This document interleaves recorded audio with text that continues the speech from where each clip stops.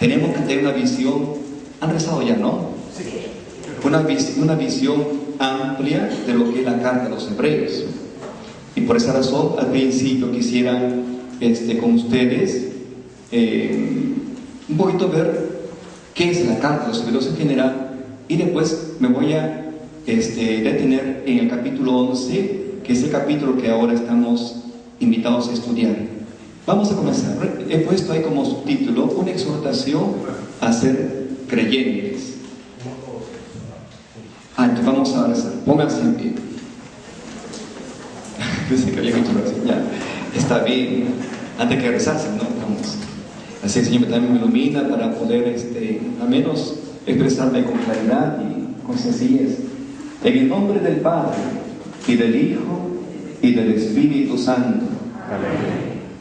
Jesús dice en el Evangelio: ¿qué padre entre ustedes, si su hijo le pide pan, le da una piedra? O si su hijo le pide un pescado, le da una víbora? Y si ustedes, que son malos, saben dar cosas buenas a sus hijos, ¿cuánto más el Padre Celestial dará el Espíritu Santo a quienes se lo piden? Jesús nos invita a tener mucha confianza. Es el Espíritu Santo que constantemente nos guía al camino de la santidad. Podemos desviarnos, somos frágiles, pero nunca debemos desanimarnos ni tirar la toalla, decir no puedo. No, cada día al comenzar la jornada sabemos que contamos con la ayuda del Señor, con su Espíritu, al cual ahora queremos invocar para que nos ilumine esta tarde, la última de este taller bíblico. Espíritu, Espíritu, Espíritu Santo de Dios, Espíritu, Espíritu, Espíritu Santo de Dios, ven a controlar todo mi ser, ven a dirigir toda mi vida, también mi pensar y mi actuar, mi sentir y mi caminar. Espíritu, Espíritu, Espíritu Santo de Dios, Espíritu, Espíritu, Espíritu Santo de Dios, ven a controlar todo mi ser, ven a dirigir toda mi vida, también mi pensar y mi actuar, mi sentir y mi caminar. Espíritu, Espíritu, Espíritu Santo de Dios, Espíritu, Espíritu, Espíritu Santo de Dios. También nos cogemos de la mano de nuestra Madre, la Virgen María, y le decimos: Dios te salve María, llena eres de gracia, el Señor es contigo, bendita eres entre todas las mujeres, y bendito es el fruto de tu vientre Jesús. Santa María, Madre de Dios, ruega por nosotros pecadores, ahora y en la hora de nuestra muerte. Amén. Gloria al Padre, y al Hijo, y al Espíritu Santo.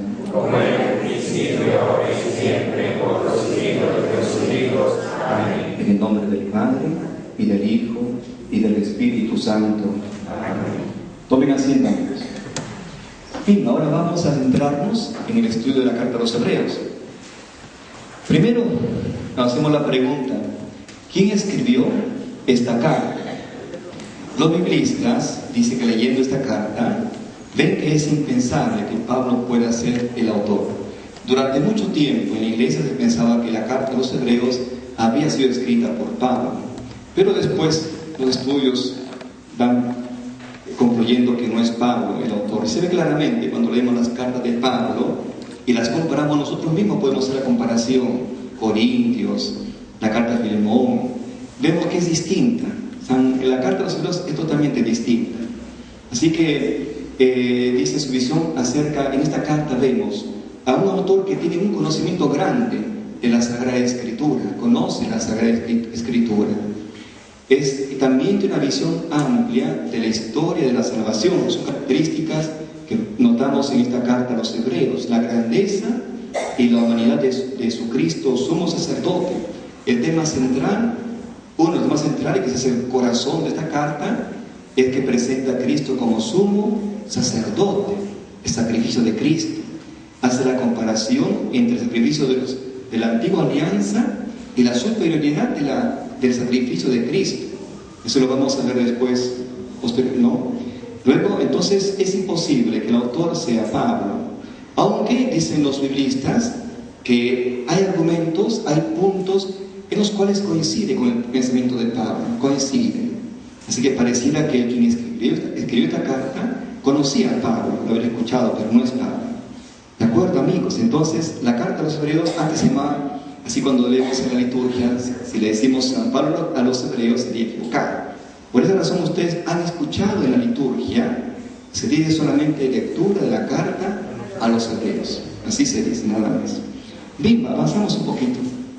Ahora, en cuanto al título, es interesante, es curioso que en la carta a los Hebreos no se mencione nunca a judíos, israelitas, o se hable de la circuncisión. Algo realmente interesante. ¿Por qué motivo? Si se trata de la carta a los Hebreos, entonces se debería pensar que uno de los temas más importantes, o a menos que una de las palabras más repetidas en esta carta, debería ser la de los judíos, israelitas, cosa que no aparece. Tampoco la circuncisión, que era muy importante para los judíos, tampoco aparece. Así que entonces, es un texto típicamente griego, hecho escrito en griego.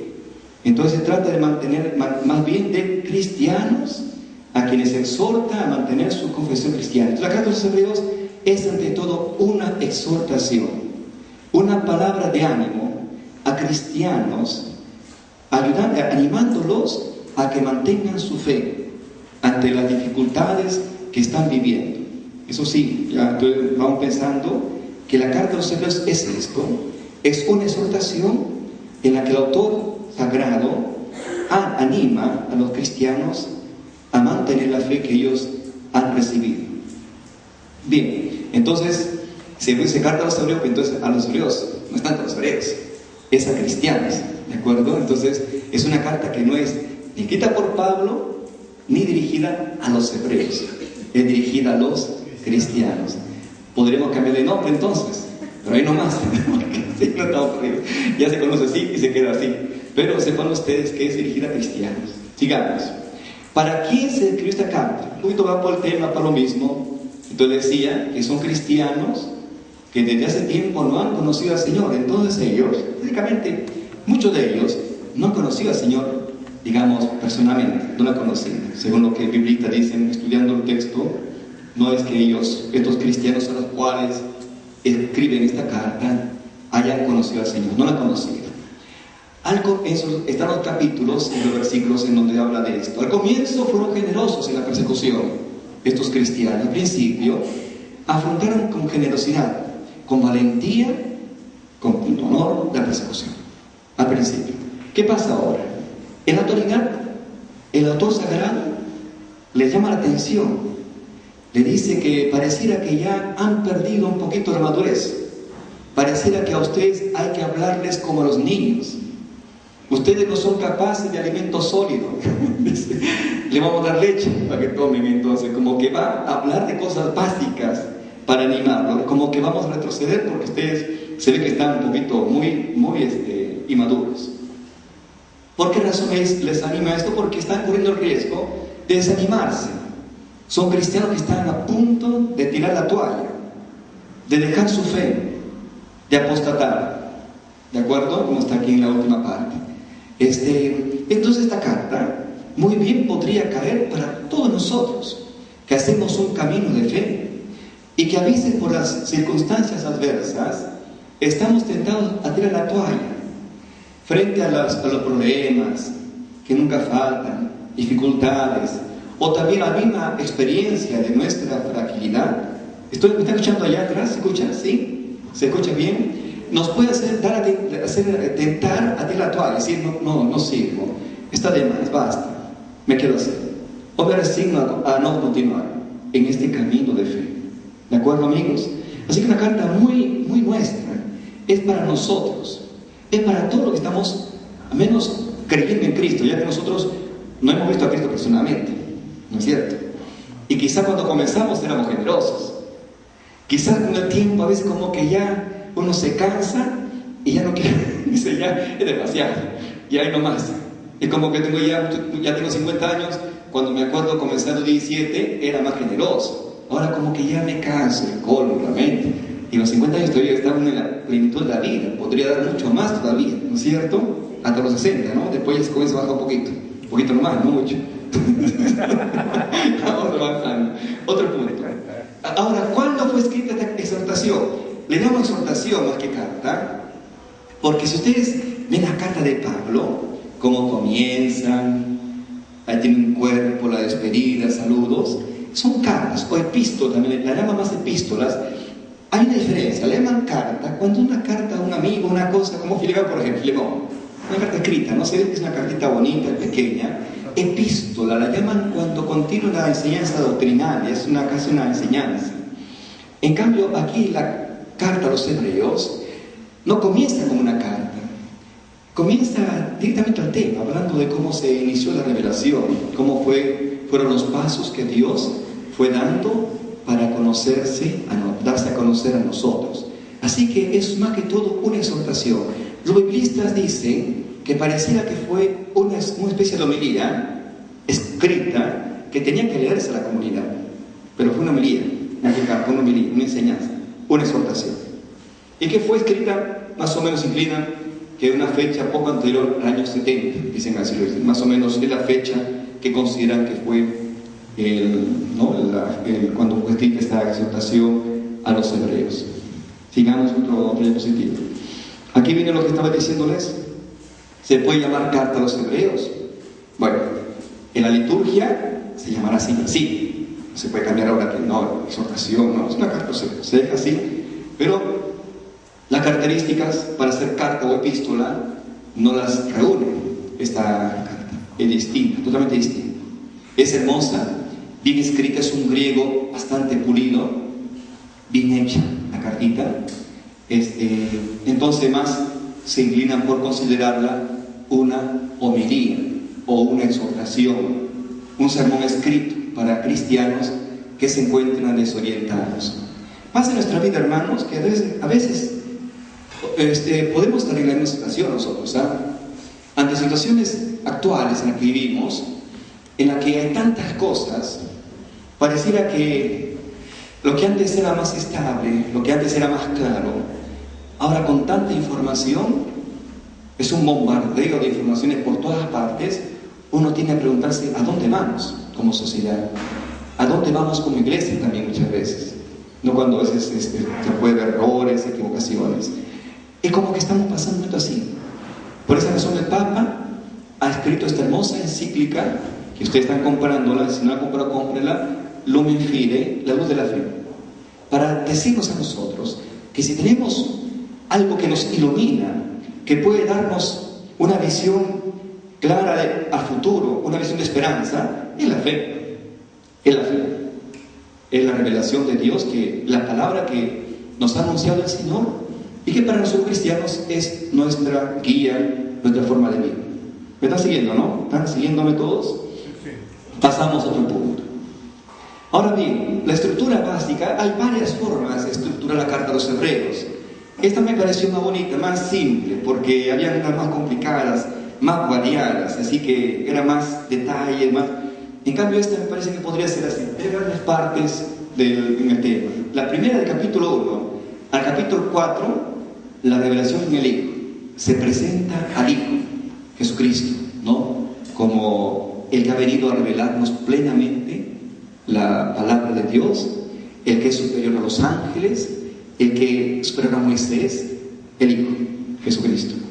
Luego la segunda parte, del capítulo 4 al capítulo 10, habla del sacerdocio de Cristo, un tema muy importante en la carta de los Hebreos, y que a nosotros, los que estamos aquí, nos podría ayudar muchísimo para al menos vislumbrar lo grandioso que es la Eucaristía y los sacramentos, como Cristo ejerce el sacerdocio de Cristo. Recuerden una cosita aquí importante, la que es liturgia. Ustedes que muchos están bien a la misa, liturgia se define también como el ejercicio del sacerdocio de Cristo, por si acaso. Una definición muy bonita, el ejercicio del sacerdocio de Cristo. ¿Qué significa esto? Que nosotros cuando venimos a la iglesia nos unimos a Cristo, a su sacerdocio. Es Él sacerdote. Yo como ministro me uno a Él. Usted como pueblo también igual. Es por Cristo que podemos nosotros elevar a Cristo, a Dios, el culto perfecto. Es hermosísimo esto, porque entonces nos damos cuenta que la misa es lo más hermoso que hay. La misa es lo máximo. Díganselo a sus nietos, a sus amigos, la misa es lo máximo. Digan, no hay otro momento mejor que este. Es lo máximo. Y cuando uno claro, y cuando uno se da cuenta, está atento, goza. Deberíamos llegar al grado, nosotros como comunidad cristiana, de gozar la Eucaristía, de gozar. Bien, y la última parte, la tercera parte del capítulo 10 al 13, la fidelidad de la fe. Es el tema que nosotros ahora nos importa un poquito tratar, de que estamos un poquito en el año de la fe. ¿De acuerdo? La fidelidad de la fe. Vamos avanzando. Aquí he notado algunos textos que son hermosos. He cogido uno porque son bastantes, son varios. Primero, he cogido dos de cada parte para que ustedes vean que son hermosos. Realmente la primera parte, el Hebreos al inicio, muchas veces y de muchos modos habló Dios. Lo leemos todo, ¿de acuerdo? Se puede leer, ¿ya? 1, 2, 3. Muchas veces y de muchos modos habló Dios en el pasado a nuestros padres por medio de los profetas. En estos últimos tiempos nos ha hablado por medio del Hijo. Hermosísimo. Esta parte nos habla de la gradualidad de la revelación, que la revelación se ha ido dando poco a poco, como que Dios ha ido descubriendo este velo poco a poco, y los profetas nos han venido a anunciar a Dios, tanto así que en el Antiguo Testamento encontramos la revelación, pero como que están preparando, es como el aperitivo, ¿de acuerdo? El plato fuerte es el Evangelio. El postre son las caras. Pero es como un aperitivo, van anunciando, como que nos van calentando el corazón de cómo anunciaba Dios el amor de Dios. Dice, aunque una madre te dejara, yo nunca te dejaré. De lejos de Egipto traje a mi hijo. Es como que Dios nos va encantando con su palabra, con lazos de amor. Dios habla del amor. Y los profetas nos anuncian siempre esto, el amor de Dios, el perdón, pero también nos anuncian, o mejor dicho, denuncian nuestra falta de fidelidad, nuestra idolatría, nuestros pecados que constantemente cometemos. Y al final nos viene a hablar el Hijo. Jesús en las parábolas también habla al respecto. Dice, ¿no? Cuando recuerdan esa fiesta, cuando el patrón preparó la boda de su hijo, el rey, ¿no? La boda de su hijo, fue mandar emisarios para invitarlos. No, me equivoco. Habla de los viñadores asesinos, ¿no? Que arriendan la viña, unos trabajadores, y envía a sus siervos para que vayan a recoger la parte que le tocaba a él. Y estos, en vez de darle la parte, comienzan a maltratar a los viñadores, a los siervos. Uno los manda a otro más, no les hacen caso. Al final manda a su hijo diciendo, a él sí lo van a escuchar. Al final lo mataron. Como que ahí se nos relata cómo Dios nos ha ido enviando profetas. Hermosísimo está el texto, cómo comienza la carta de los Hebreos. La segunda, a ver, vean todos, a ver. Ciertamente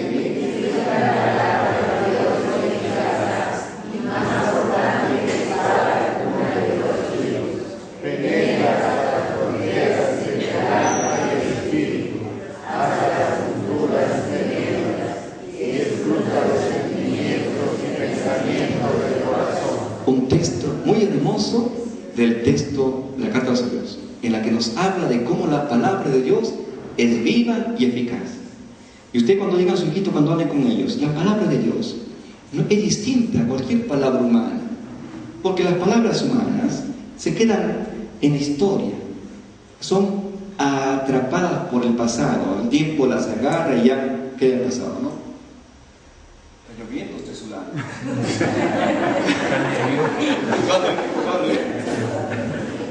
Y bueno, por acá.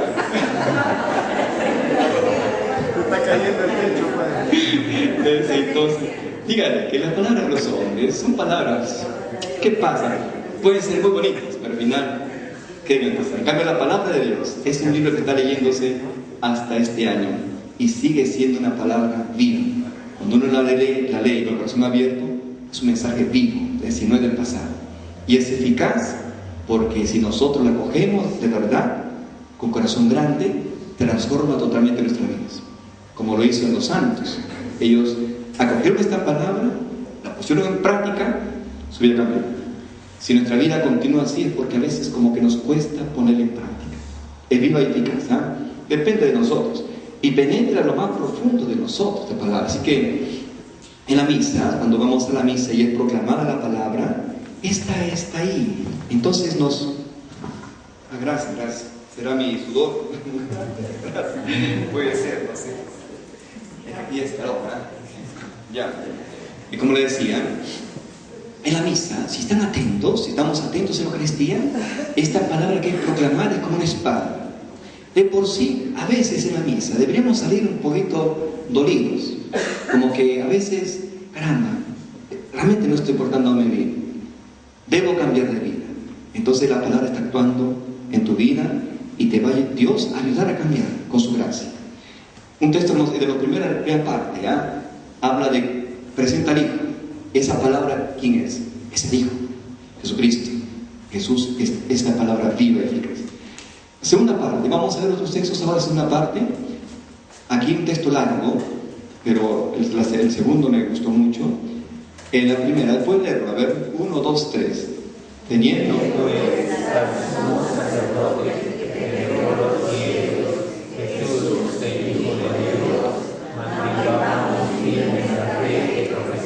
¿se da cuenta? En el fondo es el tema de la carta a los Hebreos. Mantengámonos firmes en la fe que profesamos. Esta fe que reciben mis padres, mi papá y mamá, que quizás ellos no la vivieron como, quizás porque no iban mucho a la misa mis padres, pero sin embargo me llevan a la misa. Pero ahora sí, papá va siempre a la misa. Digamos como que reciben mis padres, yo a misa, a la gente, a los niños, quisiera permitírsela, porque es lo mejor que tengo. Es tu tesoro. La fe es tu más grande tesoro que has de transmitir a tus hijos y a tus nietos. A veces no es acogido del todo, no importa, tú transmítelo con tu vida, con tu palabra, con tu convicción y hablándole siempre de Dios. Entonces el tema de la carta es mantenernos firmes en la fe que profesamos. Y aquí habla del sacerdocio. Fíjense, leamos todo el otro larguito que se puede leer. Pero posee, leamos todo, 1, 2, 3. Pero posee un sacerdocio perpetuo, porque permanece para siempre. De ahí que pueda también salvar perfectamente a los que por eso cayeron a Dios, ya que está siempre vivo para interceder en su favor. Así es el sumo sacerdote que nos sostenía, santo, inocente, incontaminado, apartado de los pecadores, encumbrado por encima de los cielos, que no tiene necesidad de ofrecer sacrificios cada día, primero por su pecado propio, porque ellos somos sacerdotes, luego por los del pueblo, y esto lo realizó de una vez para siempre, ofreciéndose a sí mismo. Hermosísimo, un texto que nos habla de la diferencia del sacerdocio de Cristo con el sacerdocio levítico, con el sacerdocio del Antiguo Testamento. Ellos eran sacerdotes, ofrecían a Dios, iban al Santo de los Santos, el incienso, todo, pero era figura, todo ello era anuncio. Estas ovejas que se mataban, sacrificaban en el templo como para expiar los pecados, no podían expiar el pecado por sí, eran un anuncio. Jesucristo habría de ser el Cordero sin mancha, que vendría a purificarnos totalmente de nuestros pecados. Y además Jesús dice en la carta a los Hebreos, no vino a hacer sacrificios cada día, como lo hacían los sacerdotes del Antiguo Testamento. No, Él vino a hacer un sacrificio único y para siempre. Así que ese sacrificio único, definitivo, es el que realizó Jesucristo cuando murió en la cruz y derramó su sangre por nosotros. Allí Cristo nos redimió con su muerte y resurrección. Así que Jesús es el sacerdote, es la víctima y es el altar. Jesús restó. Los últimos textos, la tercera parte, a la carta al capítulo 10, lo pueden leer todos. 1, 2, 3. Mi justo vivirá por la ley, pero nosotros no somos cobardes para la perdición, sino obedientes para la salvación del alma. Aquí a todos nos choca, no nos toca, porque dice, nosotros no somos cobardes para la perdición, sino valientes, creyentes para la salvación del alma. Así que la cobardía, estos cristianos a los cuales escribe este autor sagrado, este hombre de Dios, están siendo cobardes, están a punto de tirar la toalla, están a punto de apostatar. Así que el autor sagrado los anima a ser valientes, a no ser cobardes. Leamos lo último, carta a los Hebreos. La fe es garantía de lo que se espera, la prueba de las realidades que no se ven. Por ella fueron alabados nuestros mayores. Por la fe sabemos que el universo fue formado por la palabra de Dios, de manera que lo que se ve es fácil de lo que no aparece. Bien, tenemos aquí ya dos textos del capítulo que vamos ahora a profundizar. Habla de la fe.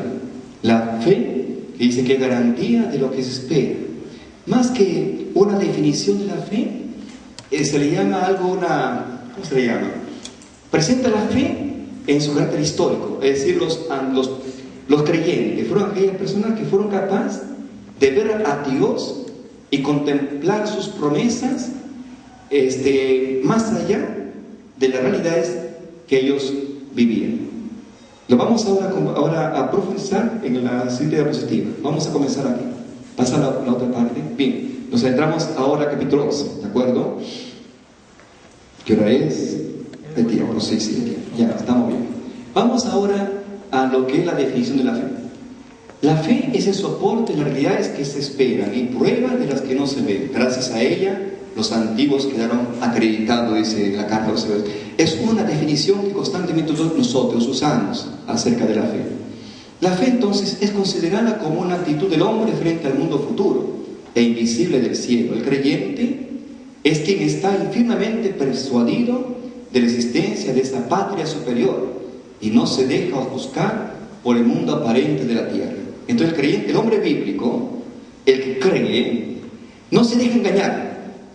Es aquel que está con la certeza de que hay una patria celestial. Hay un mundo que, más allá de que es pura apariencia, ¿de acuerdo? No se deja ofuscar, no se deja enceguecer por las realidades visibles. Es capaz de ver lo invisible. El Papa lo dice también en su encíclica: por la fe nosotros somos capaces de ver más allá de lo que es aparente y que es material. Entonces comienza con la definición de la fe. Vamos a la siguiente diapositiva. Y comienza la relación con la creación de los mundos. Por la fe dice, sabemos que el universo fue formado por la palabra de Dios, de manera que lo que se ve resultase de lo que no aparece. ¿Se dan cuenta? Constantemente el autor sagrado habla de esto, ¿no? Que por la fe vemos aquello que va más allá de la apariencia. Sin fe no conoceríamos nada fuera de las cosas visibles, claro. El hombre que no cree, le pasaba a ver un joven acá, gracioso, es para que se ría un ratito. Me dice un atote así, más grande que yo, ¿no? O sea, padre, estaba con Sergio, mi hermano, ¿no? Hermano, aquí hay una pregunta de este joven. ¿Qué cosa desea? Digo así, ¿no?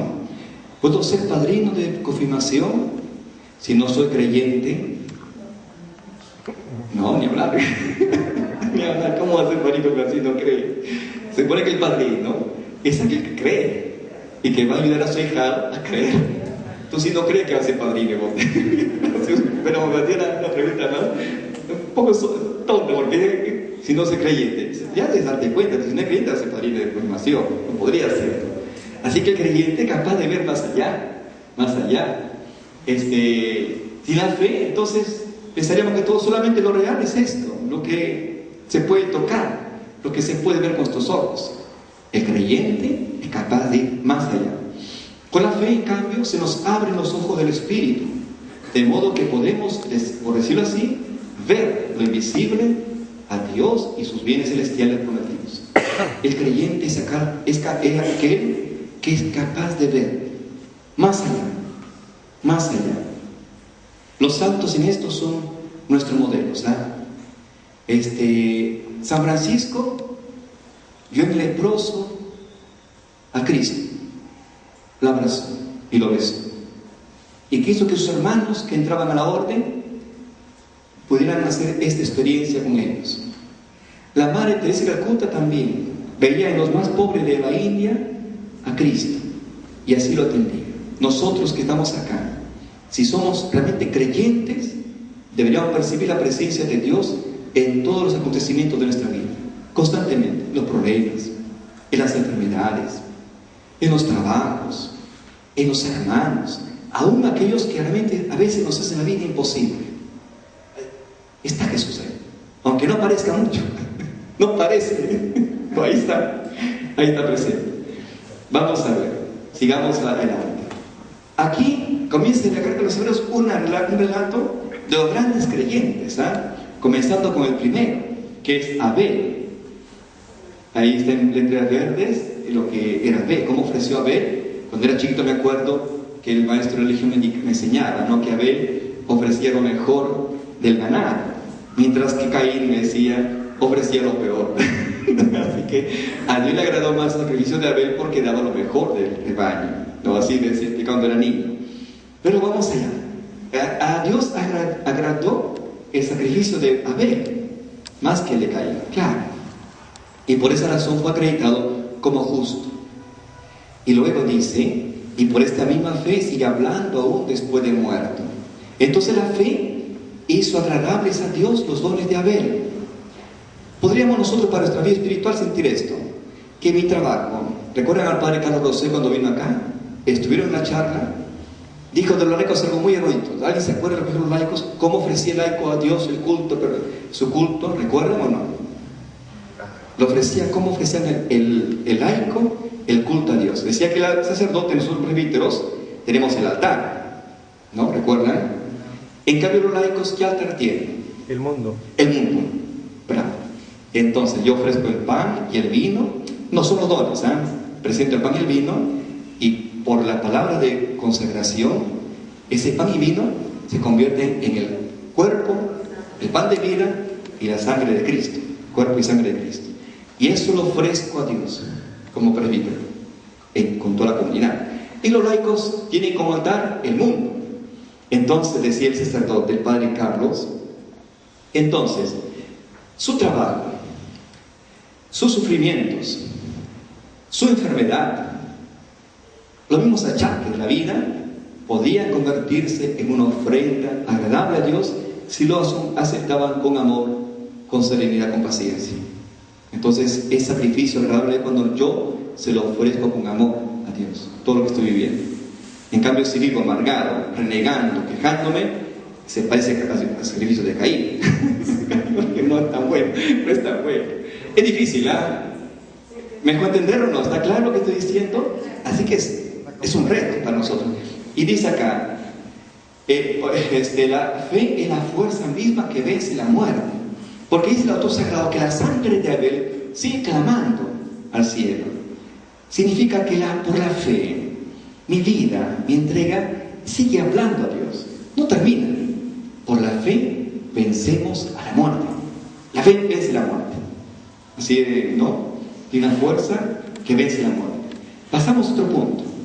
Ahora Enoc dice que fue trasladado al cielo, ¿no? Eso es una forma de decir que Dios se llevó a Enoc, porque era un hombre creyente. Dice, Enoc es modelo de fe y por ello es arrebatado y trasladado al cielo. Fue un creyente, no se encontró más porque Dios se lo llevó.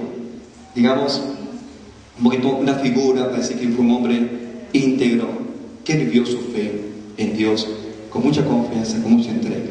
Pasamos a otro punto. Noé es un personaje que todos conocen, Noé, ¿no?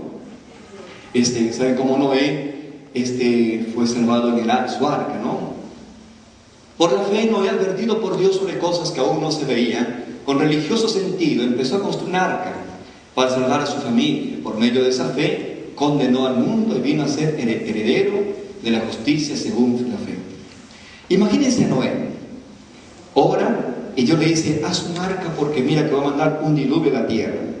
Comienza a construirla. Y toda la gente, los vecinos, ¿qué dirían de él? No.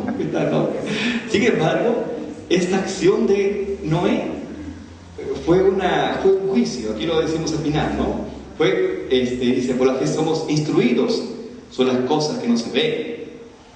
Vamos a ver un ejemplo concreto ahora en la vida. Hacer trampa. Mucha gente se trampa. En cambio, el creyente dice que no, y se esfuerza por no hacer trampa. Es difícil, en un mundo en el que todo el mundo es trampa, hacer trampa también, no cae en eso. Pero estamos, como que nos duele. Sentimos, al menos en nosotros, la tristeza de fallar a Dios. Caramba, fallado a Dios. En cambio, hay gente que ni, sí, que no, es normal. Nosotros sentimos la conciencia que nos remuerde cuando hacemos trampa. ¿Por qué lo hacemos? ¿Por qué sentimos esto? Porque sentimos que hay un Dios al cual tenemos que rendir cuenta. Entonces, nosotros venimos cada domingo a ser instruidos por Dios. Dios nos habla, y entonces nuestra vida debe cambiar poco a poco. Y como Noé, debemos seguir las instrucciones de Dios, hacerle caso a Dios, fiarnos de Dios. Pregunto, ¿le hacemos caso a Dios siempre? ¿Le hacemos caso a Dios siempre? Más o menos. Es la verdad, que no le hacemos siempre caso a Dios. A veces hacemos nuestra propia voluntad, porque yo creo. Pasa así con todos, ¿sabes? Pero esta es la lucha, hermanos, en este año de la fe, de poder ser más obedientes. Que en un principio no son evidentes, ¿sabes? La cosa que Dios me pide, cuesta hacerla, ¿sabes? La fe cristiana significa un juicio sobre el mundo, sobre la indiferencia, la despreocupación, el vivir sin tener presente a Dios. Entonces, nuestra fe por la fe, nosotros somos una palabra para la gente, porque muchos viven indiferencia, no le importa nada. Otros despreocupados, no se preocupan realmente por lo más importante: comer, beber, pasarla bien y vivir sin tener presente a Dios. Así que Noé nos enseña mucho acerca de la fe, cómo debe ser nuestra vida, nuestra conducta, nuestra obediencia a Dios. Sigamos. Abraham. Ahora los invito a ponerse en pie para hacer un ejercicio, porque se me van a dormir porque aquí en segunda parte, ya estamos. Vamos.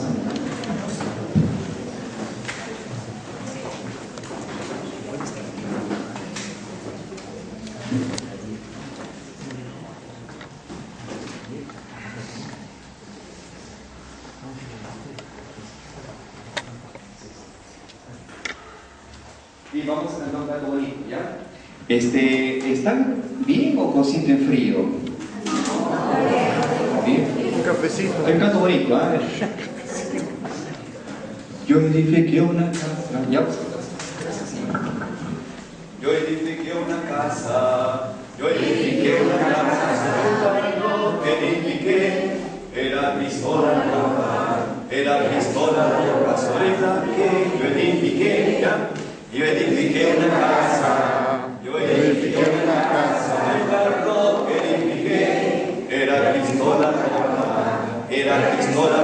sobre la que yo edifiqué, y esa casa no se cae porque está sobre la roca, y esa casa no se cae porque está sobre la roca. Paséate Nazareno, Nazareno, paséate, paséate Nazareno.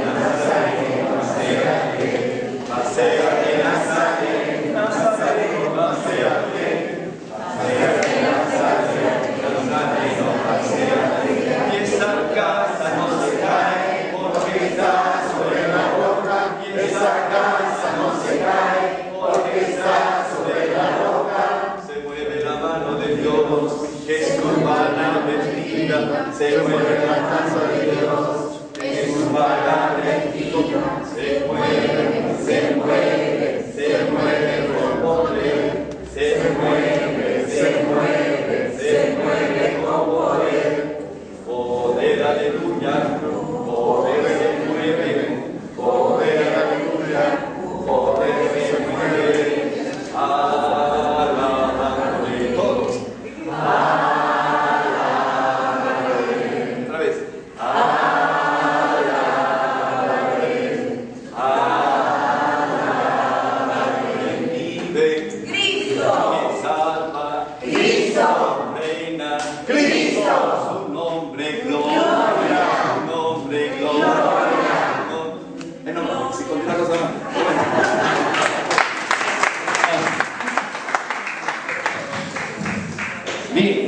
Entonces comenzamos con Abraham. En esta parte ya nosotros que venimos acá, sabemos, ahora veremos por qué Abraham es llamado el padre de los creyentes. Abraham. Hay un texto hermoso, ustedes busquen en la Biblia, creo que es Juan, donde Jesús dice, Abraham se alegró mis días, no, se alegró al ver mis días. Es en Juan. Jesús dice, Abraham se alegró al ver mis días. Y le dijeron los judíos, no tiene ni 40 años, ¿ya has visto a Abraham? Jesús le dice, antes que Abraham soy yo. Sí, basta. Y ahí se quedó un poco. Entonces, Abraham es el padre de los creyentes. Abraham es el que de alguna manera en el Antiguo Testamento lleva a ser un poco la cúspide, el culmen de la fe. Abraham, ¿de acuerdo? También Moisés, también, pero Abraham comenzó con Abraham, la promesa. Entonces por Abraham, por la fe, Abraham obedeció cuando se le llamó ir a un lugar que iba a recibir en herencia, dice la carta a los hebreos, y salió sin saber a dónde iba. Por la fe se fue a vivir a la tierra de la promesa, como una tierra extraña, acampado allí, así como Isaac y Jacob, coherederos de la misma promesa, pues él aguardaba aquella ciudad con cimientos de la que Dios es el arquitecto y constructor. Un texto que valdrá la pena desmenuzar poquito a poco. Lo haré porque ya el tiempo vuela, pero un poquito lo voy a hacer. Primero, obedeció cuando se le llamó salir a un lugar que iba a recibir herencia. Salió, es decir, obedeció. La fe como obediencia pronta a la palabra de Dios. Abraham obedeció, se fió, se creyó a la promesa que Dios le hacía y salió sin saber a dónde iba, convencido de que esa tierra en la que iba a caminar años como peregrino, como forastero, sería la tierra prometida que Dios le daría. ¿Está convencido? Tan convencido que un día cuando estaba ya anciano Abraham le dijo, buscaba una nuera para su hijo Isaac, ¿no? Entonces le dijo a su siervo, mira, anda a la tierra y trae una chica de allá para mi hijo, ¿no? ¿Se acuerdan de ese texto bíblico, no? Y el patrón le dice, y si ella no quiere venir, puede ir a él allá. No, de ninguna manera, dice. No, porque esta tierra va a ser mía. Como que Abraham está convencido de que no podía él retornar a la tierra de donde él había salido, porque yo le prometí esa tierra en donde él vivió como forastero toda su vida. Así que Abraham salió, obedeció. Eso a nosotros nos invita a algo. La tienda que a cada momento se puede levantar es símbolo de una peregrinación que no conoce meta en la tierra. Así que nosotros, como cristianos, estamos llamados a ser como Abraham, peregrinos y forasteros. Esto significa estar en constante cambio, nunca acomodarnos. Somos de paso, estamos de paso. Abraham nos invita a poner nuestra seguridad solamente en Dios, en su palabra, en nada más. ¿De acuerdo? Esa tienda de campaña debe ser así en nuestra vida, como una tienda de campaña en la cual constantemente la deshacemos para comenzar a caminar nuevamente. Llegamos a un sitio, otra vez la deshacemos, a otro sitio, constantemente. Esto significa cambio, un constante camino de conversión, un constante morir al hombre viejo para que vaya naciendo el hombre nuevo, el esclavo para que nazca el hombre, el hijo. ¿De acuerdo? Y podríamos hablar más de ahora, pero sin embargo no más quedan por ahora. Sigamos. La promesa de la descendencia. Por la fe Sara también recibió poder para concebir, aunque se le había pasado la edad, pues tuvo por fiel al que se lo había prometido, y así de un solo hombre, y por eso, y eso que estaba solamente muerto, nacieron descendientes, con numerosos, como las estrellas del cielo y como la arena incontable de la orilla del mar. Así que a los cristianos que habían comenzado a dudar, estaban un poquito desanimados estos cristianos, se les propone el ejemplo de una mujer que solamente se convenció cuando ya estaba realizada la promesa, Sara. Así que el autor quiere decirnos que la muerte no es para la fe un obstáculo insuperable. Abraham anciano, Sara anciana, miraba la tienda de la campaña, escucha al huésped que estaba ahí, era Dios. El próximo año tu mujer tendrá un hijo en sus brazos. Y Sara, el anciano, yo anciana, mi hijo estará. y le llamó la atención. Dijo, ¿por qué se ríe tu mujer? Abraham dijo, oye, ¿por qué te ríes? No me río, Sara. Pero Sara al final se dio cuenta que creyó cuando ya se vio en su ser la promesa realizada, el hijo que iba a tener. Así que se le pone el ejemplo de una mujer, Sara, que quizás no creyó tanto, pero salió de la promesa que Dios le hacía y cómo se cumpliría esta promesa. Avanzamos un poquito más. La patria celestial. Es de esto largo, un poco largo, pero es importante. Todos estos murieron dentro de la fe, sin haber recibido las cosas prometidas, sino viéndolas y saludándolas desde lejos, y confesando que eran extranjeros y advenedizos sobre la tierra. Realmente los que usan este lenguaje dan a entender con ello que van en busca de patria. Si hubieran pensado en la patria aquella de donde habían emigrado, ocasión habrían tenido para volver allá, pero de hecho aspiran a una patria superior, o sea, la del cielo. Y así se explica que Dios no tenga en ellos reparo de ser invocado como Dios suyo, porque para ellos preparó una ciudad. Lo más importante del texto es que ellos, estos hombres, desde Abraham, Isaac, Jacob, todos estos hombres del Antiguo Testamento, murieron sin ver realizada la promesa de por sí. Pero ellos la vieron como Moisés vio la tierra prometida, la vieron desde lejos y como que suspiraron por ella. Entonces el autor cerrado le dice que ellos caminaron conscientes, convencidos de que Dios les daría aquella patria. Es evidente que no se refiere aquí a los patriarcas, que a la manera de seminómadas iban de una parte en otra, cambiando lugares de pastoreo.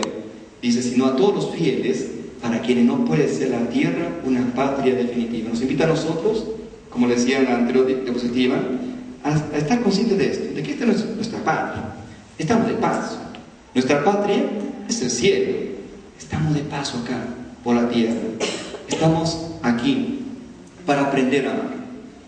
El día que aprendamos a amar, el Señor nos recogerá. Así que cada día es una oportunidad para aprender a amar. Tomémoslo siempre así. Bien, mejor así porque se nos cuenta cosas que no van al caso. Vamos a otro punto. Sacrificio de Isaac, importantísimo, un texto que nos habla de cómo Abraham fue puesto a prueba, ¿no? Abraham, anciano, ve a este chiquito. Imagínense ustedes, era un abuelito ya. Dicen que el cariño del abuelo es más fuerte que el del padre, dicen así, ¿no? ¿Me equivoco? ¿Cómo es? El abuelito tiene un cariño especial por el niño. El papá le exige, pórtate bien, el abuelito viejito, ven acá, eso es lo engríe mucho el abuelito, ¿no? Así puede pasar. Sin embargo, imagínense cómo Abraham, poco a poco, después de tantos años caminando, tantas noches contemplando estrellas, contando la descendencia que Dios le había prometido, y no estaba. Solamente había un niño. Cuando nació Isaac, con cuánto amor lo habría cuidado, cuánto cariño, cuánta preocupación para que este niño, que era el heredero, no le pasara nada. Si te pasaba algo, se ponía que decir. Sin embargo, un día Dios le dice, toma a tu niño, al que amas mucho, y llévalo allá a la montaña y lo sacrificas. Entonces Abraham se le habrá reconocido el corazón totalmente. Sin embargo, este hombre, dice aquí la carta a los Hebreos, pensaba que Dios tenía poder incluso para resucitar a alguien de entre los muertos. Si Dios me lo dio, Dios me lo dará otra vez. Se fió Abraham, y entonces llevándolo a la montaña, ahí Dios lo detuvo al momento que iba a sacrificar a su hijo. Entonces fue un momento de prueba. Y aquí dice la explicación que así como Dios había sido fiel a su promesa, también Abraham tenía que ahora probar su fidelidad a Dios, estando dispuesto a sacrificar a su hijo. Amigos, también esto es importante para nosotros. Todos tenemos nuestro Isaac, de alguna manera. Aquello a lo cual a veces tendemos a pegar el corazón y que de alguna manera nos distrae de lo más importante que es Dios. Dios en nuestra vida nos lo pedirá de una u otra manera, sacrificar nuestro Isaac para así dar muestras de nuestra fidelidad y de nuestra confianza en Dios. Así que amigos, piensen cada uno su Isaac, tenemos otro Isaac. Es algo parecido a la parábola del 15 del San Juan, de la vid, ¿no? De la vid, cuando Dios dice, Jesús dice que el viñador dice, a ramas que no dan fruto las corta, y aquellas que dan fruto las poda para que dé más. Y también nuestra vida espiritual, Dios también poda. Y a veces esa poda duele, nos cuesta, porque Dios nos quita algo a lo cual tendemos a nosotros a apropiarnos para que realmente sea Él, el único Rey, el único Señor de nuestras vidas. Bien, esa prioridad. No sé si aquí, y aquí lo último. El curso conclusivo sobre los testigos de la fe. Y todos estos, aunque quedaron acreditados por la fe, no alcanzaron el cumplimiento de la promesa, porque Dios tenía previsto con respecto a nosotros algo superior, de suerte que ellos no llegaran sin nosotros a la consumación. Así que, amigos, ellos hicieron un camino. Si ustedes leen todo el capítulo de la carta de los Hebreos, el capítulo 11, es tremendo. Todo lo que ellos tuvieron que pasar, sufrir, perseguidos, encarcelados, le hicieron la vida imposible a todos los que creen. Sin embargo, ellos pasaron por este mundo sufriendo, pero firmes en la fe, en las promesas que ellos habían recibido de Dios y que creían con certeza las iban a recibir, pero ellos no las recibieron, digamos, sino que Dios tenía preparado para que también nosotros pudiésemos gozar con ellos de esta promesa. La promesa que Dios nos dio es Jesucristo, el sumo sacerdote, el Hijo de Dios, quien hizo accesible a nosotros, los hombres, esta patria celestial. Por Él debemos también deben también los justos del Dios Testamento ser consumados, perfeccionados, es decir, alcanzar la meta celestial de la promesa. Así que nosotros, juntamente con ellos, que tanto lo desearon, tanto lo esperaron, recibiremos las promesas que Dios nos ha hecho en Jesucristo nuestro Señor. No sé si algo más, creo que es la última vez. La última, sí, acá. Quería terminar con un texto bíblico hermosísimo acá, se lo voy a leer. Escuchen bien. Dice así.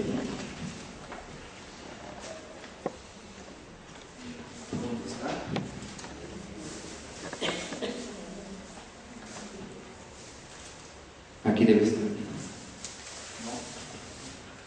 Aquí. Dice, escuchen bien este texto. Ustedes no se acercaron como los israelitas a algo que se podía tocar y que ardía en llamas, donde había oscuridad, tinieblas y tempestad. Ni oyeron el sonido de la trompeta ni la voz de Dios. Los que oyeron esa voz rogaron que no les siguiera hablando, porque no podían soportar el mandato que decía: al que ponga el pie en el monte hay que matarlo a pedradas o con la lanza, aunque sea un animal. Espantoso era lo que se veía, que el mismo Moisés dijo: estoy temblando de miedo. ¿A qué se refiere? A la antigua alianza, ¿no? Monte Sinaí ardía, Dios hablaba, temblaban ellos, terrible. Dice acá, ahora hablándonos a nosotros, dice así, capítulo 12, ustedes, por el contrario, nosotros, se han acercado al monte Sión y a la ciudad del Dios viviente, la Jerusalén celestial, y a muchos miles de ángeles reunidos para alabar a Dios, y a la comunidad de los primeros hijos de Dios inscritos en el cielo.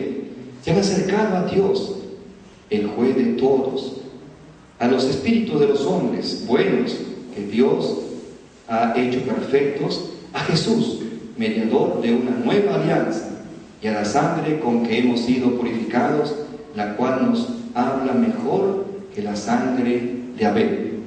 Hermosísimo.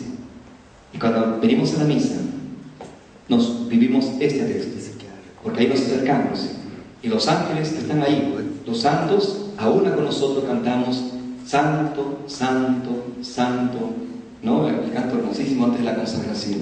Hermanos, yo les invito que ustedes en su casa hagan un esfuerzo por leer esta hermosa carta a los hebreos, sobre todo los capítulos 11 y 12, en la cual, por último, el capítulo 12 nos invita a tener nuestra mirada puesta en Jesucristo. ¿Recuerdan el texto bíblico que se leyó hace 2 domingos? ¿Recuerdan? A ver, aquí termino, Le doy un premio. ¿Qué texto bíblico era el que se leyó? hace 2 domingos. ¿Recuerdan? Ustedes, dice, despójense de todas aquellas cosas que les impiden avanzar, en especial las amarras del pecado. Dice, fijos sus ojos en Cristo, el que inicia y consuma nuestra fe. ¿Recuerdan? Una nube de testigos nos rodean, dice. Es como que estamos en el campo ahí listos para correr la carrera, ¿no? Pero antes de correr, ustedes sáquense todo aquello que les impide correr, despójense de las ataduras del pecado y pongan su mirada en el Señor, en quien se inicia y consuma nuestra fe. ¿La recuerdan la carta? Capítulo 12, la carta, capítulo 12, ¿ya? Ahí está todo eso. Bien, amigos, hasta ahí nomás. No sé si hay una pregunta y ya acabo, ya les hablo bastante, ya casi una hora. ¿Alguna pregunta desean hacer? Creo que es una explicación de la carta de los hebreos, más que todo, ¿ah? ¿Alguna cosita, inquietud o está todo claro? ¿Están bien? ¿Se han dormido? Sí, entonces, Carlos, creo que hemos acabado.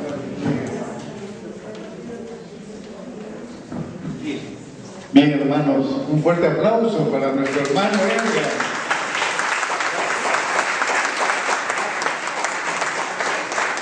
Gracias, hermanos. Antes de la bendición final por nuestro hermano y antes también de la oración final, queremos agradecerles a todos ustedes su participación. Espero que en todas las oportunidades que nosotros los convoquemos siempre tengamos la misma asistencia de todos. Participen también a sus hermanos que por A o B no vienen. Siempre hay que convocarlos para que estén por aquí. Quería decir una cosita. Este domingo que viene, 1 de septiembre creo que es, iniciaremos el mes de septiembre, ¿no? Septiembre. Así que vamos a iniciar el mes bíblico y también el mes de la familia. Quería invitarlos a que en su casa puedan leer más la palabra de Dios, también darle importancia de vida, ¿no? En sus casas. Y en la segunda semana, a partir del 9, el día martes 10, graben ese día, después de la misa de 7 de la noche, hemos invitado a un señor llamado Ricardo Cortés, que es muy conocido porque tiene un programa en la radio, programa del Perú. Es un hombre muy preparado y va a hablar un tema muy importante referido a las familias. El ingreso es libre, por si acaso, así que será en la iglesia, después de la misa de 7 de la noche. Aquí no sé, será en la iglesia, porque será tanta gente que nos demos un sitio más grande. En Chama, sí.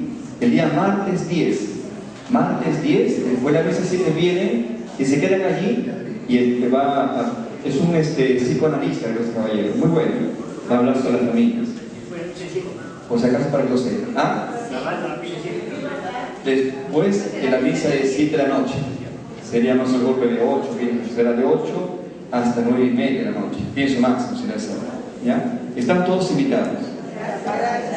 Bien, sería por ahora todo eso, no sé si es otra cosa más, ya. Ahora lo voy a bendecir. Pónganse en pie.